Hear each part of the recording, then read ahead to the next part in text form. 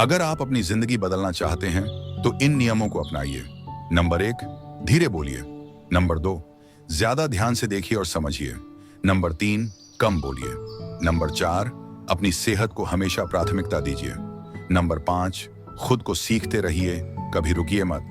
Number 6, अपने अहंकार, इच्छा और गुस्से पर काबू रखिए।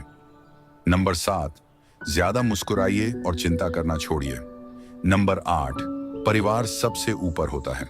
अगर आप यहाँ गलती से आए हैं तो एक बार चैनल सब्सक्राइब जरूर करिए, क्योंकि एक बार खो दिया तो फिर मेरा चैनल नहीं मिलेगा।